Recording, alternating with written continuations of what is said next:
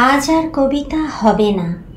ছাতা ধরা পুকুর ঘাট, বাতাবি লেবু, নিমফুলের ম ম গন্ধে মন কেমনের চাতক হয়ে জল চাইতে আসা তোমার কাছে।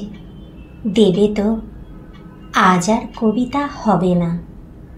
চৈত্রের খাঁ খাঁ দুপুর, গায়ে রোদ মেখে পড়ে আছে দগ্ধ উপকূল।